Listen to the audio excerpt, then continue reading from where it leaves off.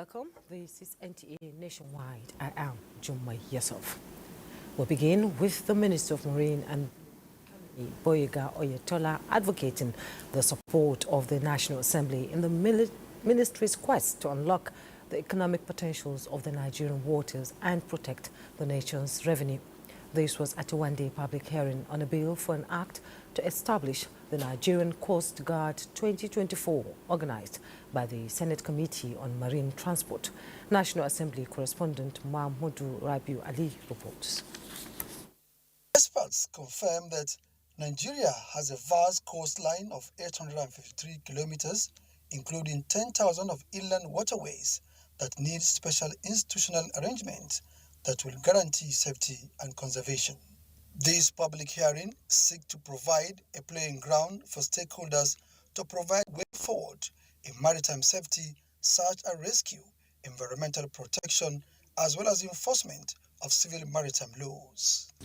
Also considering Nigeria's critical position in the maritime domain on the continent and globally, the establishment of a National Coast Guard will further increase our standing in the Committee of Maritime Nations. The Nigerian Navy submits that the Nigerian Coast Guard Establishment Bill 2024 would lead to an unnecessary duplication of functions of the Nigerian Navy and other agencies. We have submitted a memorandum in total support and endorsement of the creation of Nigerian Coast Guard. The 10th Senate is resolute in delivering laws that address national priorities and foster sustainable growth. The committee is to report back to the plenary for further considerations.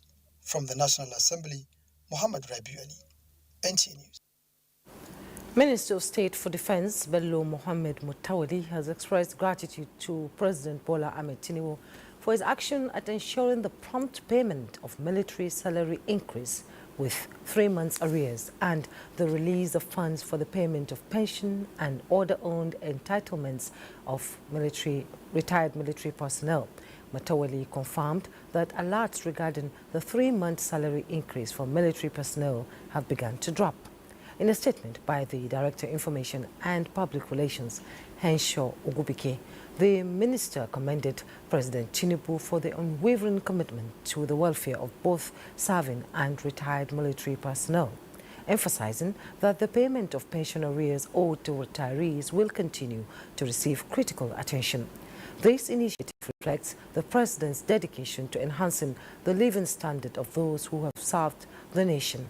The minister also acknowledged the efforts and support of Minister of Finance and Coordinating Minister of the Economy, Mr. Wale Edu, who was very committed in the actualization of these payments.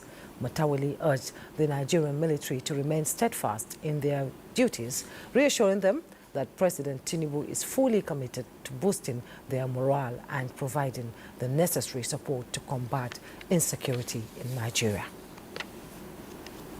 Meanwhile, the adoption of a development journalism approach allows for a more active collaboration with journalists and media organizations, enabling them to play a more effective role in promoting national cohesion and stability, thereby advancing Nigeria's national interest.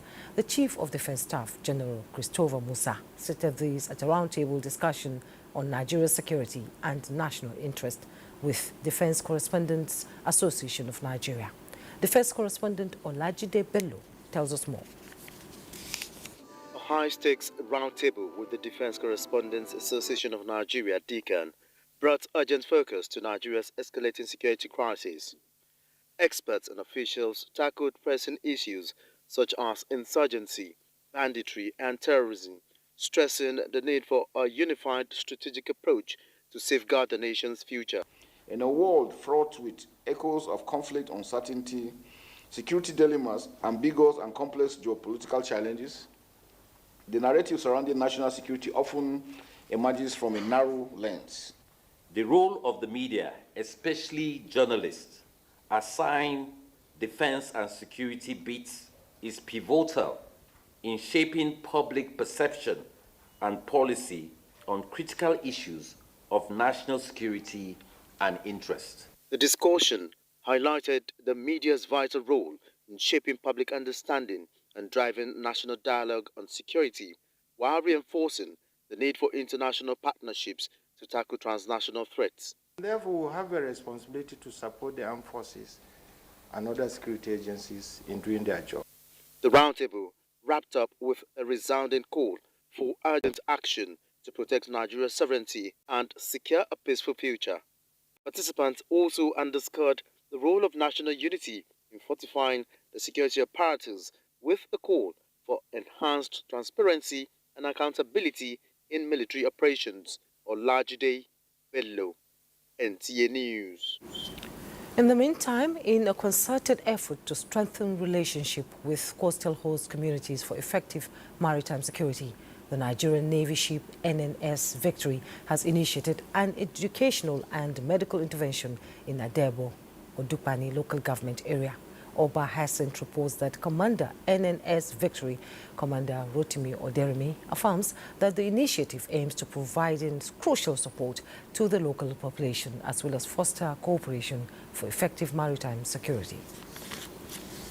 Rural communities in Bayelsa State face difficulty in accessing quality health care. Bridging this gap, the Nigerian Navy ship Sorrow reached out to Peremabri community in Southern Niger local government area of Bayelsa State in its medical and educational outreach as part of its corporate social responsibility. Residents of Peremabri community had free eye check, blood pressure check, medical consultation, malaria test, distribution of mosquito nets and drugs, and the distribution of educational materials. We are suffering of malaria and other cases, even diarrhea. All these cases are in this community. So I need more for you people to come to Peremabiri. The smile on the faces of beneficiaries is an indication that the Nigerian Navy is alive to its responsibility of ensuring safety of the maritime domain and citizens. Commander Nigerian Navy ship Sorrow, Commodore Nanma Lakan, is positive that the medical and educational rhapsody will further strengthen civil-military relationship. A lot of diagnosis of cases of unknown ailments were detected. The commander of Nigerian Navy ship Sorrow, Commodore Nanman Lakan, further promised the command's commitment to continue to protect the nation's maritime domain against crude oil thieves and other criminal activities around the central waterways. In Yenagoa, Baratwaipre Awe. Now, the goodwill that Nigeria currently enjoys in the global community comes with opportunities that youths in the country must recognize and tap into in order to expand the frontiers of personal and national development. This is the message that Nigeria's First Lady Oluremi Tinubu took to Imo State as she embarked on a two-day visit to the state. She was received at the palace of Eze Imo, His Royal Majesty Dr. Emmanuel Okeke, by the state governor Hope Uzodimma and his wife. At an expanded meeting with traditional rulers in the state, the First Lady says she is back in the state to appreciate their support during the 2023 elections. She says the future is bright for Nigeria as the reforms embarked upon by President Bola Tinubu continue to draw foreign investment from other countries who now see Nigeria as the new bride. Should do what is right for this country, bring this Nigeria to its El Dorado, that we can all have peace and security. Look at the way they are taking down insecurity in this nation. Our borders have to be safe. When investment is brought in, our children have to be there to take over all this investment. What countries do? Start with palliative measures, fertilize the policies to begin to mature. So today in Nigeria, we have taken our own share of the global remedy. We have taken our own share of the sufferings of this economic policy. And our prayer is that the wisdom of Almighty God, that the dividends will soon begin to manifest. We take a pause here as we take our first stop to Lagos, where Adiola Kami Akere is waiting for more on NTA Nationwide. Hello, Adiola.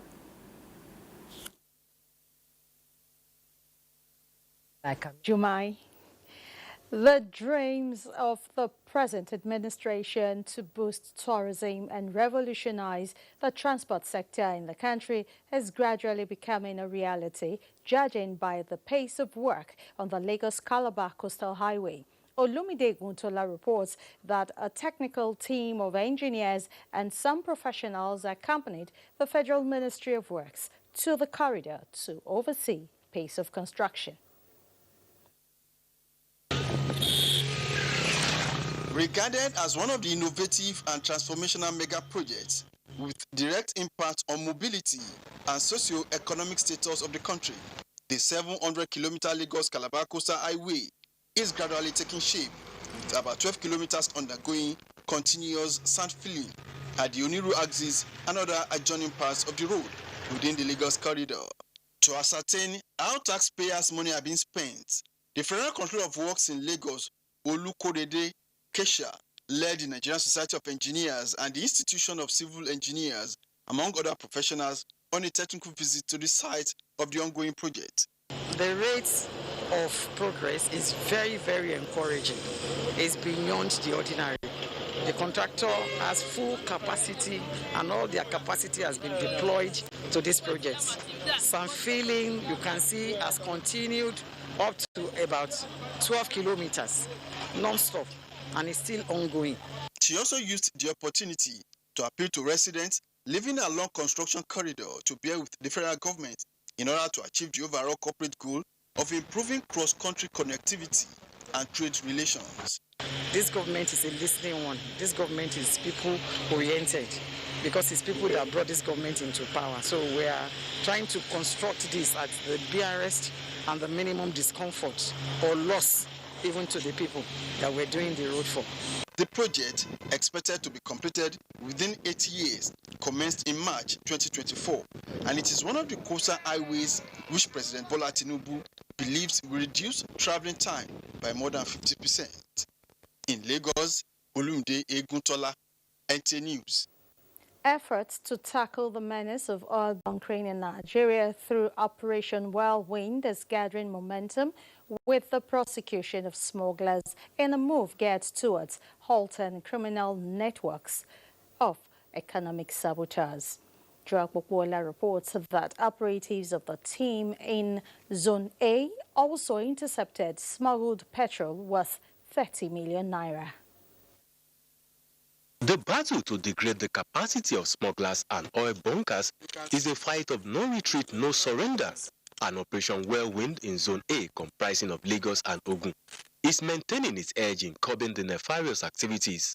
These 849 kegs of seized petrol valued at more than 30 million naira and 2 Mazda 626, which are the means of conveyance, were abandoned by oil bunkers who were unable to convey the products to their destinations.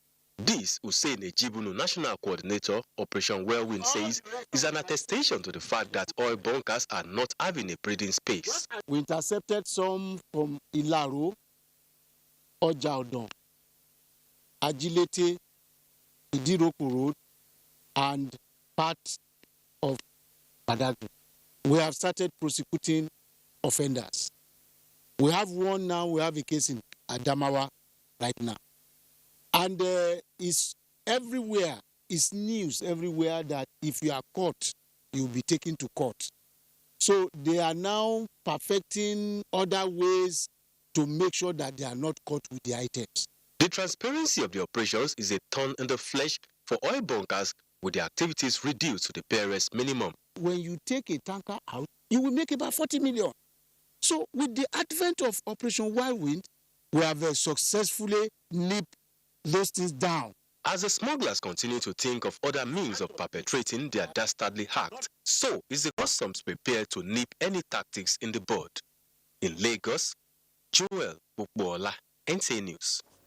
Those are reports from Lagos for now. Nationwide will continue.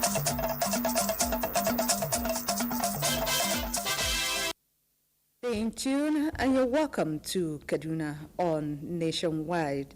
More than 1,000 indigent patients have received free medical care in Zaria.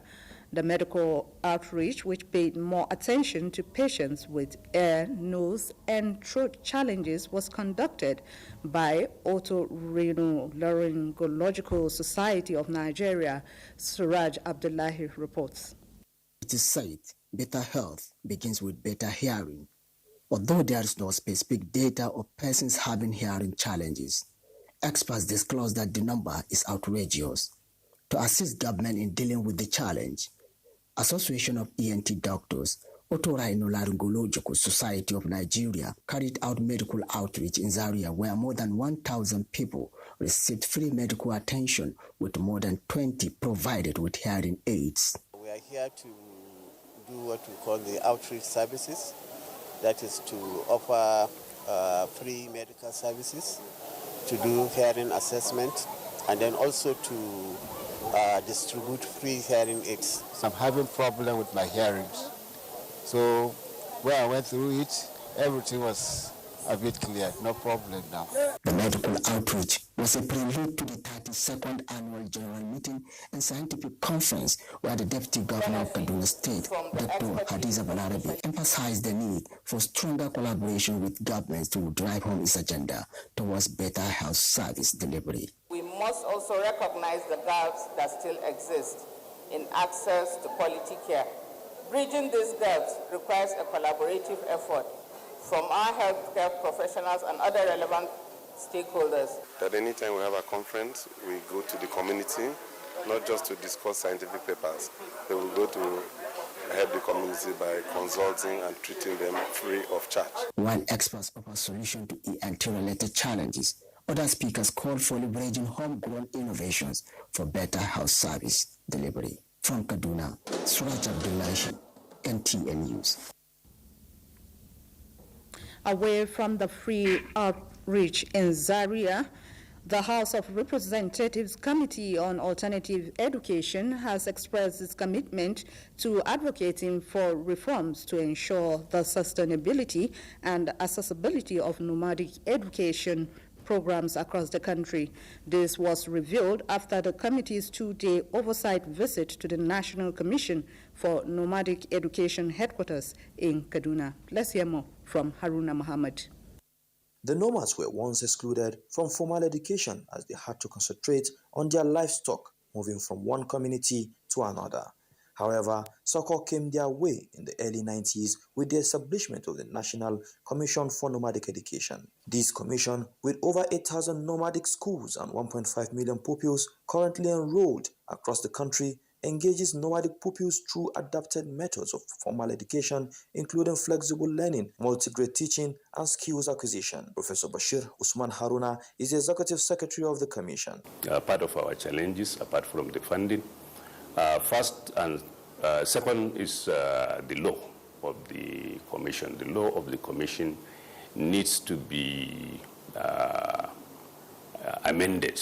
In view of assessing the activities of the Commission, House Committee on Alternative Education is on oversight visit. The delegation was taking round classrooms, skills acquisition classes, library, and the radio studio, which is yet to be completed. Never expected to see this much. So we are surprised when we came and we've seen what they are able to put in place. Particularly, they are noble programs. The visit rounded up with a review of the 2024 budget, where chairman of the committee, Ibrahim Al-Mustafa Aliu, assured the management staff of the committee's commitment in addressing identified challenges, including funding, among others. Haruna Mohammed, NTA News. And Haruna Muhammad's report completes our package from here. Let's rejoin Jumai Yusuf in our Abuja studios. Good evening, Jumai. Thank you so much, Salamatu. It is now a year after the tragic drone misfire incident that happened at Tudumbiri village in Kaduna State, claiming lives and destroying properties. A lot of promises were made to rebuild the village, such as provision of shelter and other social amenities to the victims. Now, 1 year down the line, how are the people of Tudumbiri faring? NTA's Suraj Abdullahi visited the village on a fact-finding mission. Let's hear the report. On December 3rd last year, a drone misfire claimed the lives of many residents in this village of Tudumbiri. Promises were made to rebuild the village and restore the hope and confidence of these people. A year later, these promises have been visibly fulfilled with different facilities springing up in the village. The governor of Kaduna State unveiled some of these completed projects, including a skill acquisition center, a hospital, places of worship, and homes for the victims. One of the major agenda of our government is to ensure that we protect the lives and properties of our people. Here we are in Tudunbiri after exactly a year, and I can assure you, we will continue to stand with the people of Tudunbiri. As we are speaking, I'm also pursuing the federal government, particularly the military, to ensure that justice is done. After inaugurating the projects, food items were also distributed to support the affected families. In Kaduna, I am Suraj Abdullahi, NTA News. Now let's bring in Suraj into the conversation. Suraj, if you can hear me, you've known that area before and you've just returned to see and assess the level of work right now. So what is this mood of the people there? What is the situation in Tudunbiri as of today? The situation in Tudunbiri, we can say, is calm. People go about their businesses, and I notice from their faces, everybody is smiling. I don't know whether it's because of the, a kind of infrastructural development that is springing up. The situation is okay in Tudunbiri. Okay, you said people are smiling after such a situation that happened a year ago. And what are the things that are making the people smile? You mentioned some facilities already put in place. Is it for use by the residents? Has it started being put to use by the residents? Well, first of all, let me say that the facilities that government skill acquisition center, the hospital, worship center, and housing units for the victims of that, misfire. Are you with me? On. So apart from those ones, there is also, construction of road access road from the airport junction to the Tudunbiri. I think these are some of the facilities, that is changing the lives of the people of Tudunbiri. Then the issue of putting those facilities to use, the skill acquisition center, I can see a lot of facilities are inside, but at the moment there's nobody there to actually ascertain whether those facilities are fully in use. For the hospital also is fully, it's been put, a lot of facilities are there too, for the people to benefit.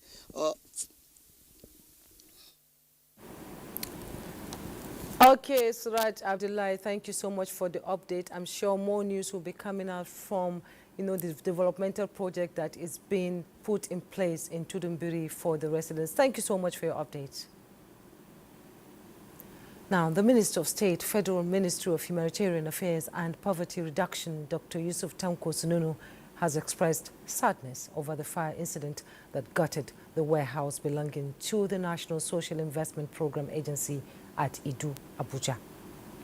Dr. Sununu stated this during an inspection of the incident at the warehouse, which damaged tools worth billions of naira meant for N-Power training under the National Social Investment Program Agency. He assured that a 5-man committee will be constituted to ascertain the immediate and remote cause of the fire incident, and the committee has 2 weeks to submit its report.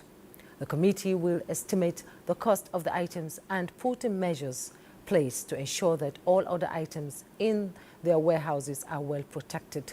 He added that training of beneficiaries will commence as soon as possible. The minister commended the Federal Fire Service, FCT Fire Service, and Julius Berger for their assistance to ensure that the fire was put out. He equally appreciated the Nigerian police, Life Camp, for providing adequate security to ensure that what was left in the warehouse was not vandalized.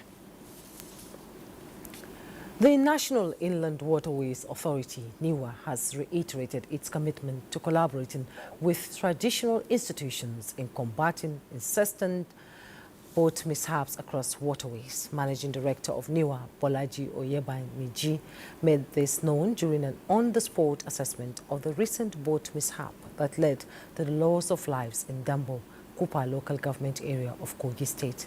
Musa Mikhail has the details. On-the-spot assessment visit was aimed at finding the remote cause of the accident that led to loss of lives of traders who were on their way to Kacha Market from AB in Kupa local government area of Kogi State. One of the survivors, Aisha Al-Hassan, who narrated her odyssey, though she survived after being rescued by villagers around the scene of the accident. She, however, lost her 10-year-old son in the unfortunate incident. When the boat climbed the tree stump, some people found their way to a nearby highland while some drowned. I didn't know I was going to survive it. I was trying to pull my son before I could even do anything. Water had gone away with him. The accident, which was said to have been caused by a tree stump covered by water and overloading, led to the death of unspecified number of people. How we will train our people not to leave the area 1, 2, 3 a.m. because they are anxious to reach Kacha Market. The numbers are not up to the way people were speculating. However, with this message from NIWA, we won't allow our people to do night travel again. My call to the community is for us to, more partner with us, collaborate more with us. NIWA search and rescue team had earlier rescued some of the victims as well as some cops, even as they assured traditional institutions of its readiness to collaborate to bring to an end frequent boat accidents across waterways in the country. Musa Mikhail, NTA News. Niger State government is evolving strategies that will address the state's socio-economic challenges to guide its future development trajectory with the implementation of a 5 and 20 years development plan tagged Bridges to Shared Prosperity. With measurable goals and robust implementation, the initiative aims to unlock Niger agenda and contribute to the attainment of sustainable development goals. Fatima Usman reports. The Niger State Development Plan, a strategic blueprint designed to drive sustainable and inclusive growth from 2025 to 2029, is anchored on 4 key pillars of improved livelihoods, sustainable economy, urban renewal, and rural transformation, as well as good governance. This stakeholders' engagement was therefore to provide a platform for inclusivity of divergent interest groups in the preparation process. Whatever plans we have is already seeing the light of the day. This government policies is about the people. It has come up with a lot of initiatives. It's a very big kudos to this governor, and we'll continue to support his initiatives, and we're part of it as legislators.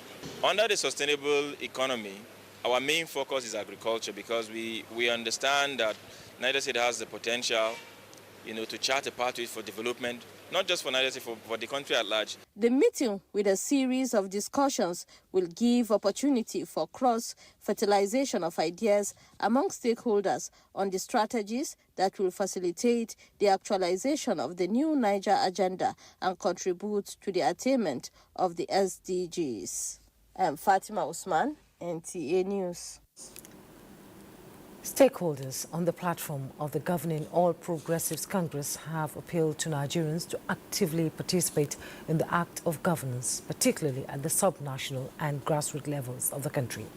This was during a media briefing on major developments that cut across energy, infrastructure, social investment and tax, where the present administration was given a pass mark for taking tough decisions that will eventually put the economy on the move for progress. A project to the state governments, it is the responsibility of Nigerians to follow it up from there, to understand that this is no longer a problem of a federal government. Problem of Nigerians is that they don't ask questions on what happened to what is being given to them. Stakeholders appreciate the local government autonomy, which will attract more democratic dividends, and appealed for the recognition of confederation of all APC support groups led by its Director General, Professor Muhammad Kelani.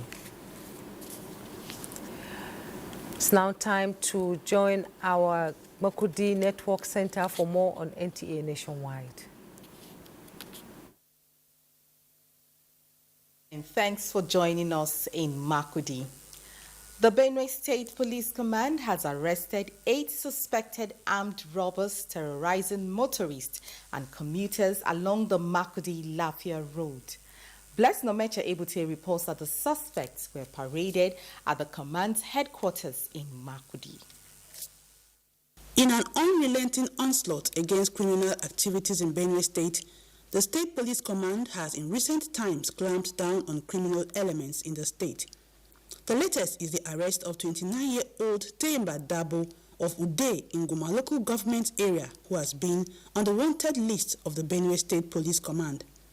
Further investigation led to the arrest of 7 other gang members in Ude. These are the people that sometimes ago robbed an American who came from America to come and visit his would-be girlfriend, his girlfriend. He was robbed of his international passport and other things, items. God helping us, we are able to recover the international passport and his travel documents. The suspects have confessed to the crime and detailed investigation is still ongoing.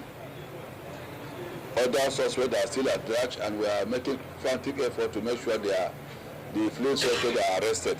Exhibits recovered from the suspects include 1 G3 rifle, 3 pairs of camouflage uniforms, 1 bulletproof jacket, 1 beret, police uniform, black boots, and carved wooden rifle. The suspects will be charged to court after investigations are concluded. In Makudi, Blessing Omeche Ebute, NTA News. Victimization, impunity, infringement of people's rights, illegal termination of appointments, amongst others, has continued to be a major concern in the society. This is why the Public Complaints Commission in Benue is holding a case conference to address concerns of people who have been affected, and all hope seems to have been lost. Felicity Ndere reports. Established in 1975, the Public Complaints Commission is saddled with the responsibility to receive and inquire into complaints by the public as pertains to work-related decisions by the government agencies, their officials, and private organizations, and other related matters. This is to further provide justice for those whose rights have been trumped upon and others suffering from maladministration. That the case conference taking place at the Commission's headquarters in Makudi is to address complaints lodged by aggrieved residents in the state against injustice. Among others, some complainants say the conference is timely and has given them hope. They have done their best. What they should do, they have done. And I appreciate them for their efforts. For the Federal Commissioner Public Complaints Commission, James Oche, the primary function of the Public Complaints Commission is to provide impartial investigation on behalf of the complainant who feels aggrieved by actions of the individual, government, or the private sector. Basically, what we just experienced now is what we call case conference. It's part of the procedure of getting solutions. And the idea is not to persecute, the idea is to find solutions. But if the respondent becomes recalcitrant, the law says that we charge it to court. The Commission says it will continue to hold case conferences periodically so as to address the challenges of the people. In Makudi, Felicity Ndere, NTA News. And that's it from Makudi Nation. The National Agency for Food and Drug Administration and Control has directed manufacturers, distributors and sellers of sachet alcohol and beverages in less than 200 ml bottles to stop the manufacturing and sales, as engaging in such activity is an offense.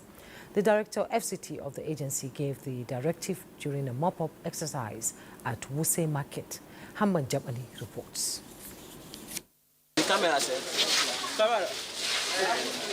It could be recalled that in December 2018, a tripartite committee comprising the Federal Ministry of Health with NAFDAC, Federal Competition and Consumer Protection Commission, and industries players represented by the Association of Food, Beverages and Tobacco Employers and the Distillers and Blenders Association of Nigeria recommended the phase out of sachet alcohol drinks. The National Agency for Food and Drug Administration and Control, NAFDAC, led by the Director FCT, is in Wuse Market, Abuja, to commence the mop-up of this product in the Nigerian market. It's a phase withdrawal. The first phase was that we stopped registering fresh ones in the market.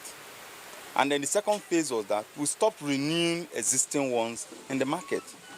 And thereafter, we now give the manufacturers time to exhaust the stock they have, not only exhausting the stock they have, to stop the production of the product. Kenneth Azukwe directs that all those involved in the business to submit the product in their stores to NAFDAC and call for the collaboration of all Nigerians in carrying out this national assignment. 52.3 million naira worth of product was seized at the market. Haman Jabani, NTA News. Now let's bring you up to speed with other news. As celebrating strength and fostering unity is the focus of this year's Police Officers' Wives Association Convention. Francis Form reports that the event highlights the association's commitment to supporting families of police officers and fostering solidarity within the law enforcement community. It is the 2024 annual convention of Police Officers' Wife Association under the leadership of Elizabeth Kayode Egbetokun to celebrate the resilience and unity that the association represents. Wife of the Inspector General of Police emphasized the critical role POA plays in empowering women and supporting police families.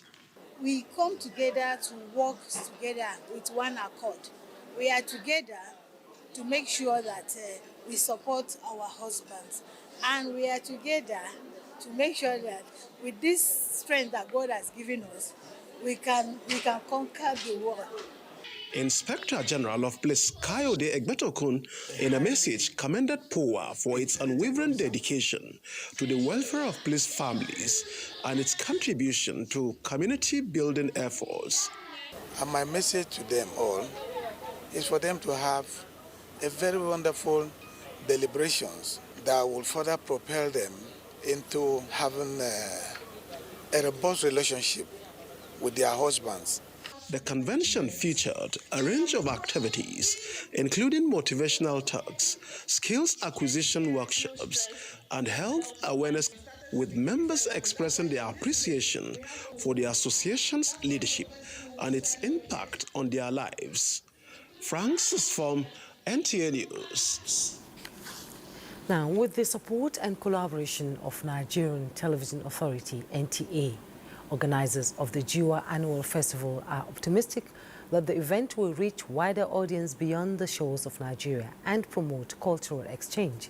Alika Opanachi Arua reports that the organizers of the festival visited the management of NTA to solicit support for the celebration. Organizers of the 4th Jiwa Annual International Festival says the event promises to be exciting as it will feature rich cultural performances, exhibitions and workshops. We want to assure you that we will accept whatever capacity you are able to come with us, because this is our first time of expanding. The Director General of Nigerian Television Authority, NTA, Salihu Abdulhamid Dembos, represented by the Executive Director of Programs, Tari Taylor, expressed the organization's support for the festival, saying the festival will help to showcase the rich cultural heritage of Nigeria. This is our home. If we focus on Nigeria alone, there are so many stories to tell. There are so many cultures to project, and Jiwa is one of them. So we receive you, and we will support. The festival is also expected to foster unity among Nigerians. In Abuja, Alika Opanachi, Arua, NTA News. The second phase of landscaping of the premises of NTA Yenogwa is in progress. Fred Wefe, who is following up the appreciative gesture of the Bayelsa State government, has the situation report. NTA Yenogwa premises had always been waterlogged during the rainy season until the intervention by the Bayelsa State government. General Manager NTA Yenogwa Dauju White and commended the state government for responding to the needs of the station. I'm super excited that the second phase of the rehabilitation of NTA premises has commenced, courtesy Bayelsa State Government. This is a prayer answered.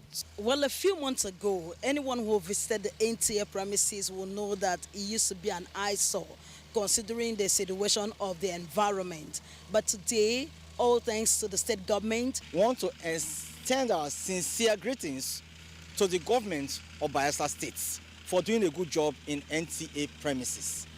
The first of the ongoing landscaping of NTA and Abuja by the Bayelsa State Government began a few months ago with the sand filling of. We apologize for the abrupt cut down of that report.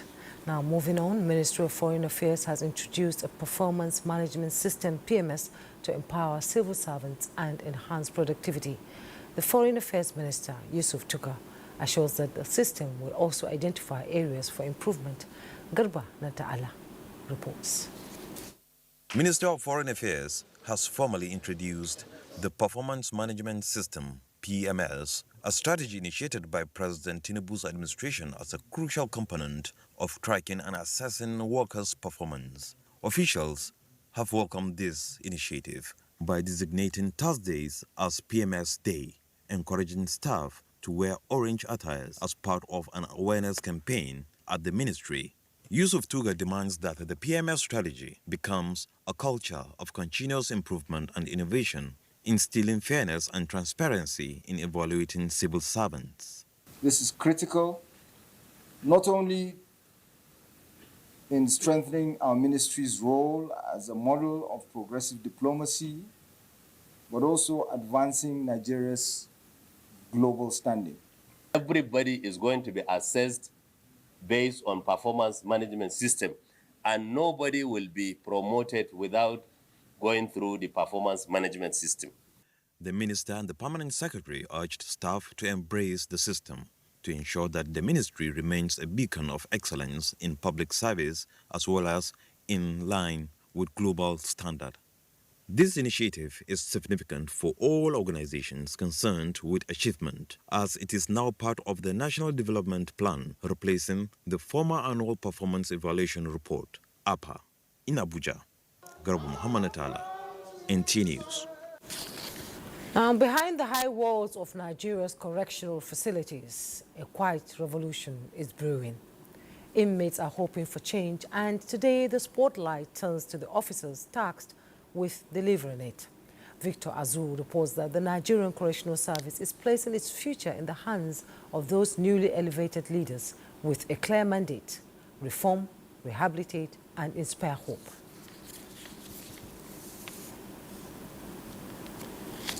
That report will come in our subsequent bulletin. Now let's take our sports update with Gift George.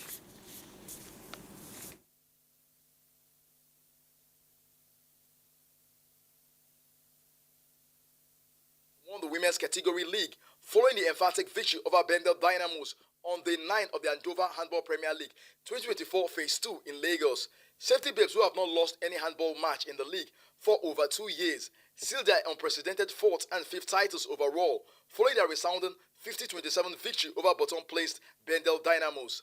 This means that they are set to be crowned champions of the Andover Handball Premier League women's category for a historic 4th consecutive time in grassroots sports.